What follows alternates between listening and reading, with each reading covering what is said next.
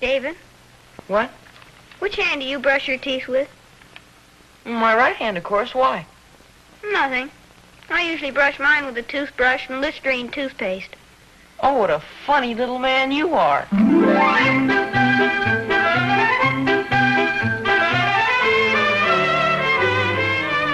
Listerine Antiseptic and Listerine Toothpaste present America's favorite family comedy, The Adventures of Ozzie and Harriet, starring the entire Nelson family.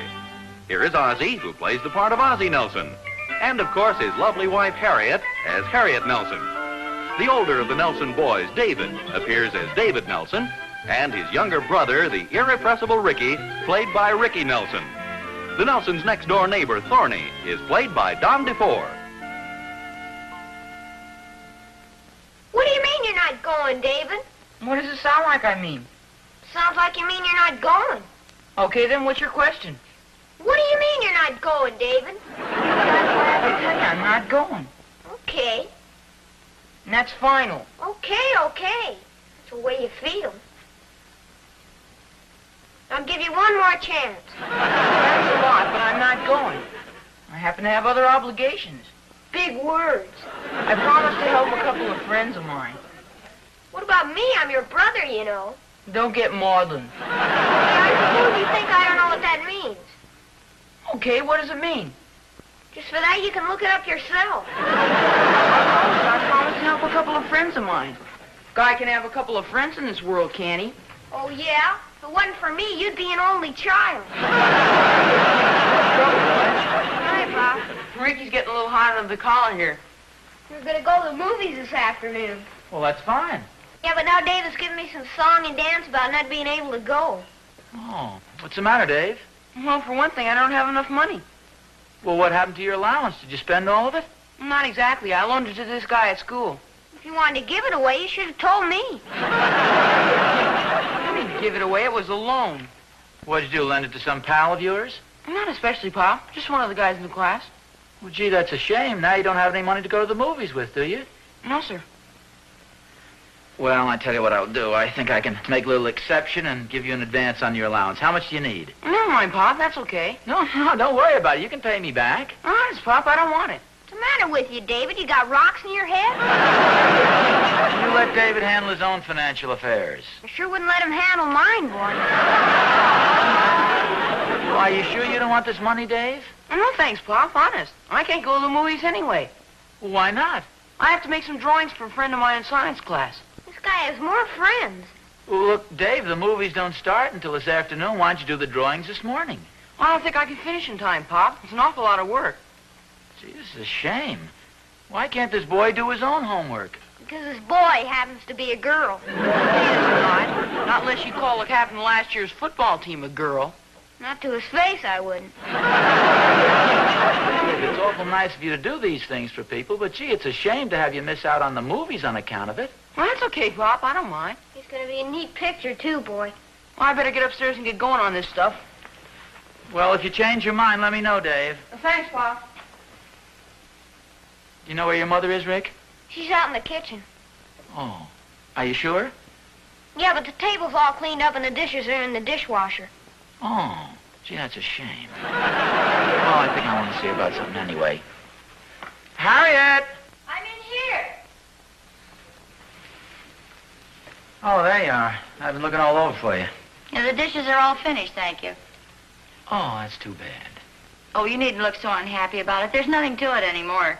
No, I'm not exactly unhappy. To tell you the truth, I am a little concerned about David, though. He hasn't done anything wrong, has he?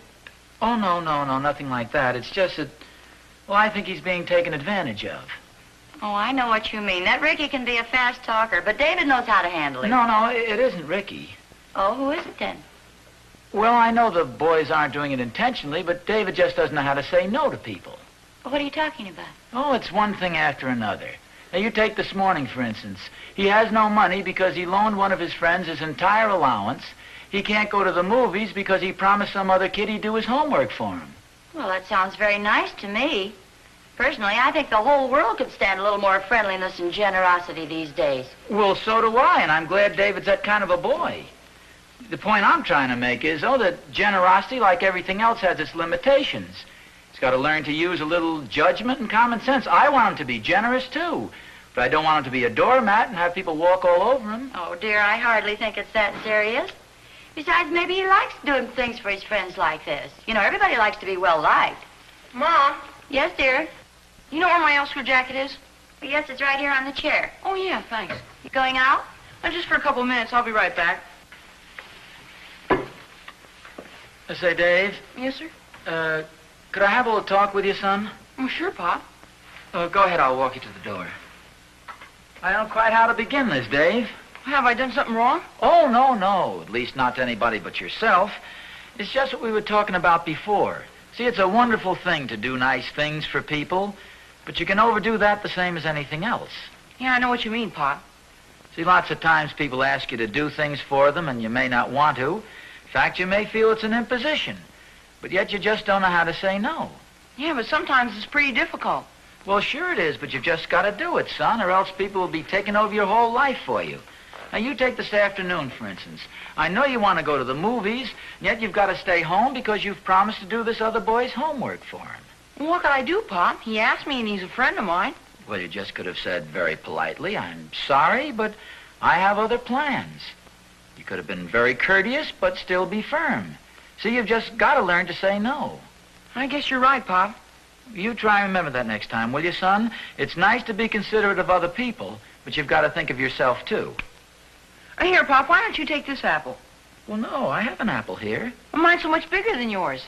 Yeah, but that's yours. You keep it, Dave. Okay, Pop. I'll see you later. I have to go down to the store and get some special drawing paper. So long, Pop. So long, Dave. Hey, Al. Oh, hiya, boy. I'm just coming over to see you. Well, good for you, Thorny. What's on your mind? Guess what? We have a little house guest visiting us for a few days. Oh, good. Yeah, little niece of Catherine's. In fact, Catherine just picked her up at the train a few hours ago. Oh, that sounds wonderful. Yep, she's going to spend the weekend. Lovely little girl, too, Oz. About 14, I would say. Hey, that's just about Will's age. How does he like the idea? Well, unfortunately, he left last night for an overnight hiking trip.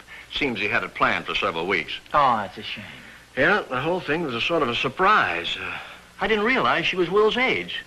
Naturally, we wanted to have a good time while she's here. Oh, naturally.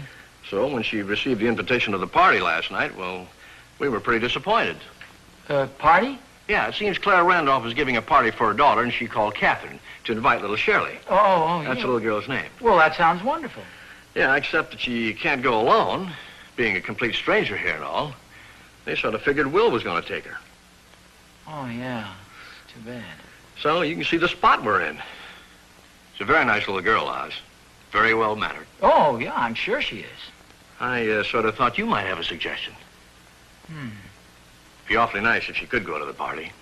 Of course, if she had an escort, she could go. Now, if we could think of some young chap, about 14 or 15, very clean-cut, well-mannered, agreeable, and very popular with the rest of the kids. Pardon me a second, Thorny. What about David? He's... I accept. I said I accept. Little Shirley will be delighted to go to the party with David. Well, thank you, Thorny. On behalf of David, may I say he'll be very, very delighted to escort little Shirley to the party. Thanks a lot. Oh, forget it. After all, if you can't do a favor for a pal. Oh, you're a real pal, Oz. Thanks a million. You bet. Oh, incidentally, thank David for me, too, will you? Hi, Pop. Hiya, Pop. Oh, hi, boys. Got some interesting news for you, Dave. Oh, good. It seems a little niece of Mr. Thornberry's just arrived in town this morning. Oh, that's nice. No, where'll you hear this now? I understand that she's just about your age and a very cute little girl. Oh-ho. Everything waiting to David. Well, sir, here's the interesting part. She's been invited to a party at Mary Randolph's, and I understand she doesn't have an escort. Where's Will? Well, he's gone on an overnight camping trip or something, so he can't take her. Well, sir, Mr. Thornberry and I have been thinking the thing over, and we've decided that we know another young lad who would fit the bill exactly. He's a very well-mannered boy and a popular young fellow to boot. I'd be happy to take her, Pop. Ricky, please, I'm talking to David. Gee, for a guy who's a popular young fellow to boot, I sure get kicked around. More David's age. Well, how about it, Dave? How about what, Pop? Well, Mr. Thornberry and I would consider it a great favor to us if you would agree to escort this charming little lady to the dance. You hear me, Dave? Yes, sir, I heard you. I was just thinking about something. Thinking about what, David? What you said before. What I said before? Yes, sir. I'm awful sorry, but I have other plans. You mean you don't want to go? Well, David, this sounds like it'll be a lot of fun. Well, thanks a lot, Pop, and thank Mr. Thornberry for me, too, but my answer is still no. Well, don't you even want to think it over? No, thanks, Pop. And, gee, thanks a lot for the swell advice, Pop. Oh, that's okay, son. Anytime at all. Come on, let's go.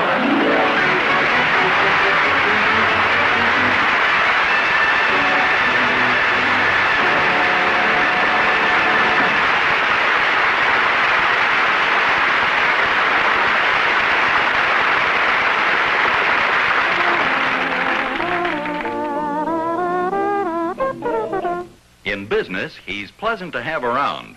In his social life, he's always in demand. In private, the sweetest girl in the world thinks he's perfection.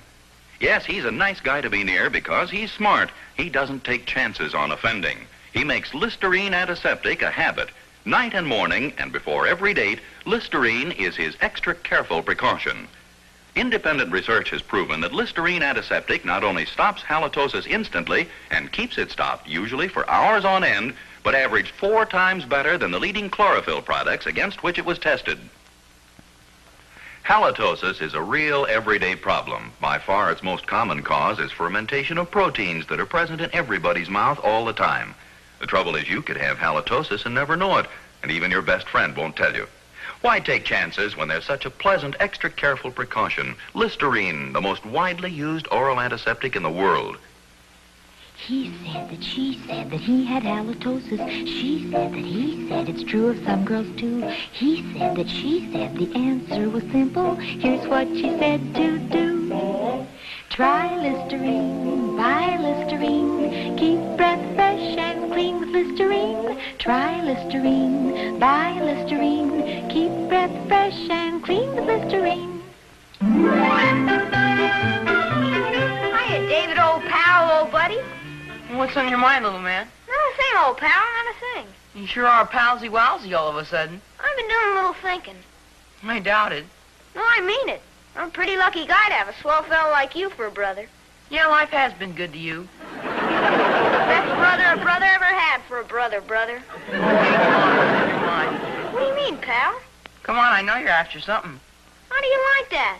Guy tried to be nice, and right away you think he's got an inferior motive. You're just being nice, huh? What else? I like you, David.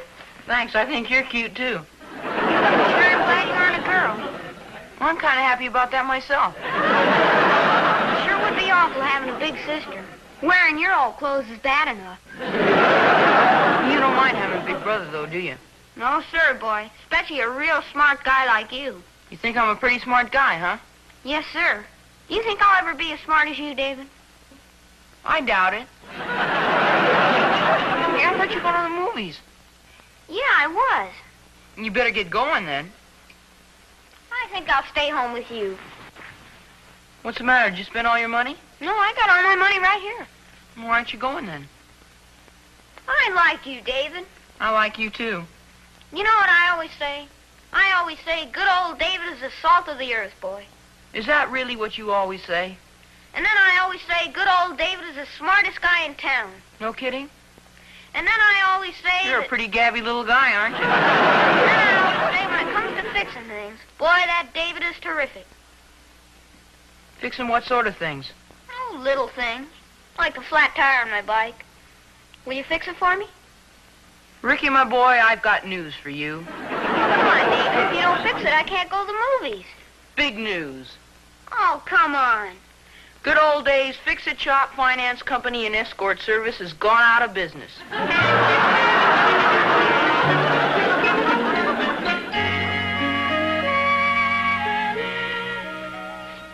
Ozzie? Oh, hi, Harriet. What are you so worried about? I'm not worried. Oh, I guess I might as well tell you. Harry, we have a bit of a problem here. The Thornberry's little niece is visiting him, and she's been invited to a party at the Randolphs. Well, it sounds very nice. Well, yes, but Will is off on a camping trip, and the poor little girl has nobody to take her. But what about David? I asked David, and he politely but firmly turned me down. Well, that doesn't sound like David. That was exactly my reaction. Considering the fact that he does favors for just about everybody in school, you'd think he could do this one small one for his own father. Well, of course, if he doesn't want to, dear, it's up to him. Well, you don't understand the extent of our problem. I promised Thorny that David would take the little girl to the party. And after all, a man can't go back on a promise.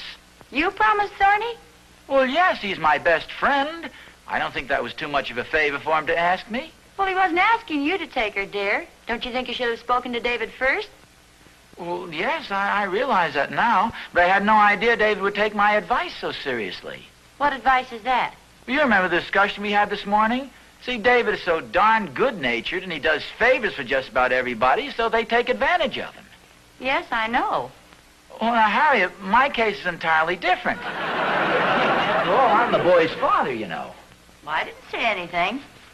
But evidently you did. Well, it's just that I've promised Thorny, and a promise is a promise. It's a little embarrassing to have David go back on my word. Why don't you just tell Thorny what happened? You made a date for David without asking David first, and David turned it down. Well, that'd make me look pretty silly, wouldn't it? I'm sure there's some way of explaining exactly what happened without exactly explaining what happened. Dear, you work it out any way you want to. Whatever you do, though, you better do it now so they'll have time to find somebody else. I think I'll go out and see if I can find David and make just one more pitch to see if he won't do this as a special favor to me. Oh, would you mind seeing who that is at the back door, Harriet? Well, you're kidding. You know very well it's Thorny. Oh. Come on in, Thorny. Well, look, why don't you see what Thorny wants, and I think I'll go outside and see if I can find David. No, you better let me go see if I can find David. Hi, Harriet. Hi, Oz. Hi, Thorny. Hiya, Thorny. Boy, excitement is sure running at a fever pitch at our place today. Well, I know you boys have a lot to talk about, so if you'll excuse me, please. Harriet? Boy, you ought to see little Shirley. Thorny. She's so excited she could hardly wait. I've never seen a kid so happy in all my life. Pretty happy, huh? Oh, delirious. Well, you'd think this is the first dinner party she was ever invited to. Come to think of it, I think it is. Where's David? Getting dressed, I suppose? Well, I really don't know where he is, Thorny. Little Shirley can hardly wait to meet him. Why, she's even been thinking of excuses to go out in the backyard, hoping to get a glimpse of him. I'm pretty worried about something, Thorny. David isn't much of a dancer, you know. Well, so what? I don't imagine any of the kids are. Well, and then there's another thing. Maybe David isn't her type. Oh, of course he's her type. He's a boy, isn't he? Well, it's just that maybe she might prefer somebody like the little Peterson boy. Now, he's been going to dancing school and all. Oh, no, she wouldn't care for him at all. You see, it's just the idea that David isn't much of a social type boy. He's a wonderful kid and all that, but he's not what you'd call a party man. Say, wait a minute. How about little Georgie Dunkel? Well, George is on the overnight trip with Will. See, I just got an idea. He's a lot younger than she is, and she's about a foot taller than he, but that Ricky always gives the girls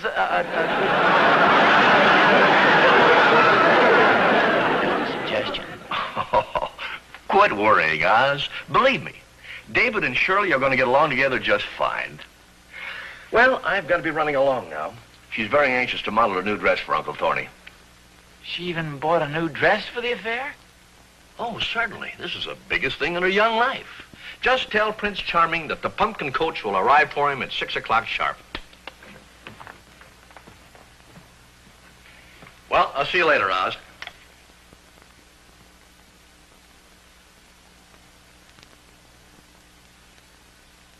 Harriet. Harriet!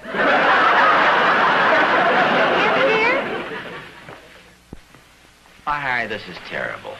Was Thorny pretty upset when you told him? Well, Well, now, you've got to realize, Harry, that this is a very delicate situation we've got here. Everybody's terribly excited about the party. The little girl's looking all over, anxious to meet David. She's bought a new dress. This is going to be a terribly crushing blow to the poor. Ozzie, you did tell Thorny. Oh, of course I plan to tell him. In other words, you haven't told him yet. Well, like I say, Harry, now this is a very delicate situation. There are lots of different factors involved that make it extremely difficult to... I chickened out. Well, dear, I know how you feel, but the longer you put it off, the harder it's going to be. I can't argue with you because you're absolutely right. The only thing I can do is just face the music and call Thorny and tell him exactly what happened. Good for you. May I have the phone, please?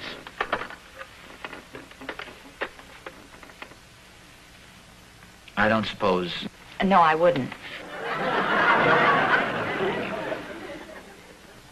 This is probably the last time I'll hear old Thorny's voice.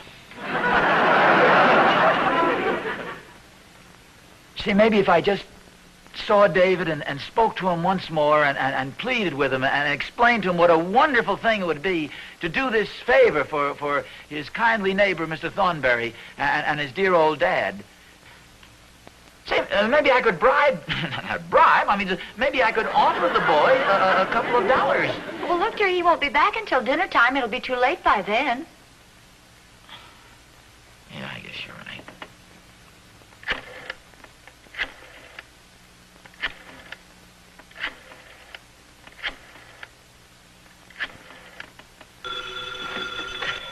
Hello? Hello, Thorny. This is Oz. Hi, Oz. What's up? Something as, Hi, Mom. Hi, Pop. Oh, David, where have you been? Out back by the garage. Well, sit down, son. I want to have a talk with you. Harriet, will you go get my wallet? It's up on the dresser. Speak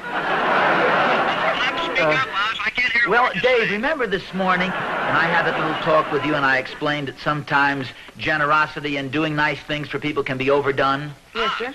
Well, in my anxiety not to have people take advantage of you, I think I perhaps made my point a little too strong. Gee, I'm glad to hear you say that, Pop, because I really enjoy doing favors for people. Oh, it's wonderful, son, because I'd like to request that you do a little favor for Mr. Thornberry and me. Hey, Oz! Pop, do you hear voices? Well, yes. Operator? Oh, for goodness sakes, pardon me.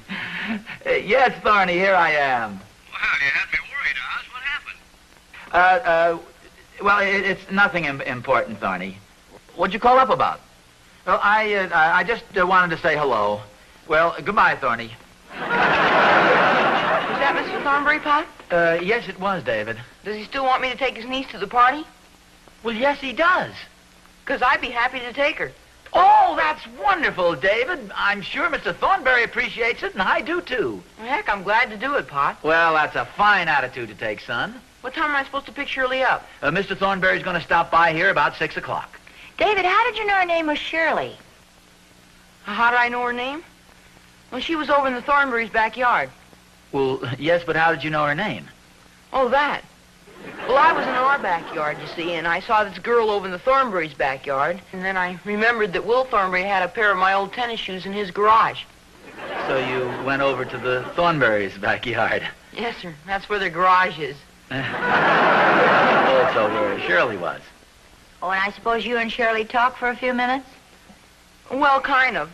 And she said to me, "You must be David Nelson." Which I was. And we started talking, and... Well, anyway, I'd be happy to take her. In fact, I'd be crazy if I didn't. I take it then she's a rather cute little girl?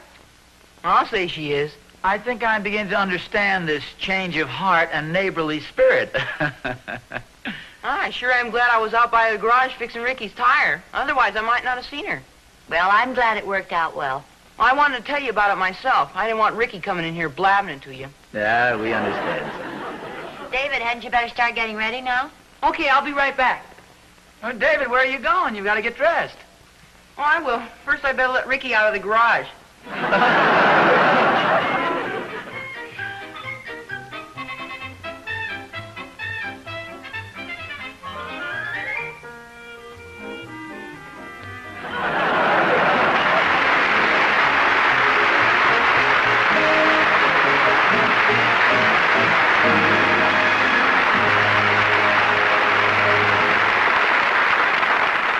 snow-white, minty Listerine toothpaste.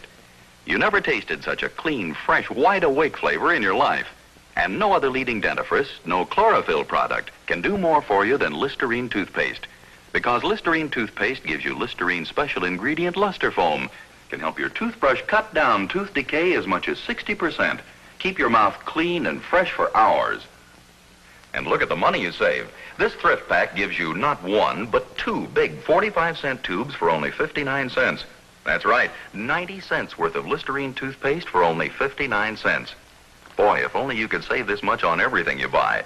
No wonder Harriet Nelson says Listerine toothpaste is your best buy by far. So, buy now.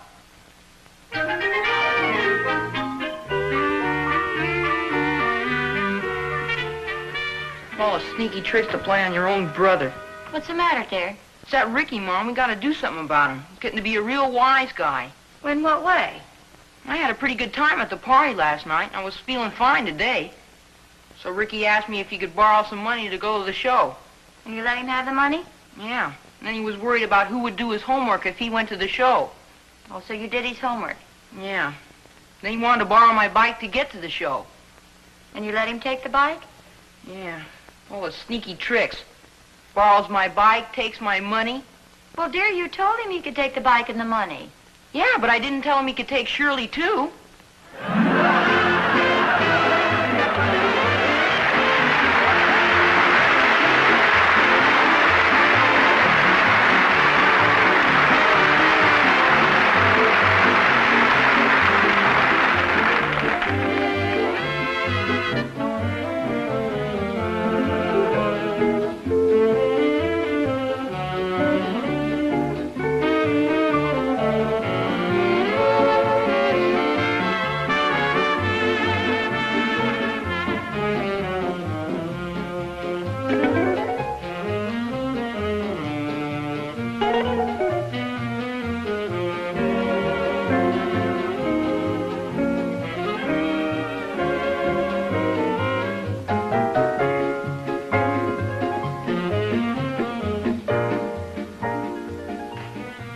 Next week, The Adventures of Ozzie and Harriet, starring the entire Nelson family, Ozzie, Harriet, David, and Ricky, will be brought to you by Hot Point Quality Appliances. Remember, look to Hot Point for the finest first. Isn't it time? Time you bought the whole family fresh, clean, new prophylactic toothbrushes. Prophylactic, of course. This world-famous line includes a style, size, and texture for every taste and need. The Pro Tufted, for example, with its special end tuft to get at those hard-to-reach back teeth. Or the new Pro 59, the totally different toothbrush with thousands of extra thin bristles. You never felt a brush so gentle yet so sturdy. Or this brush, specially sized for children's mouths.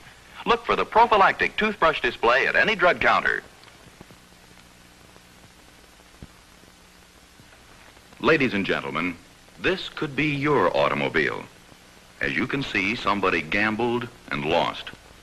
This weekend, make sure your weekend motoring is fun, not fatal.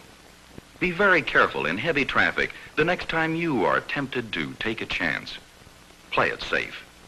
The life you save may be your own. This could be you.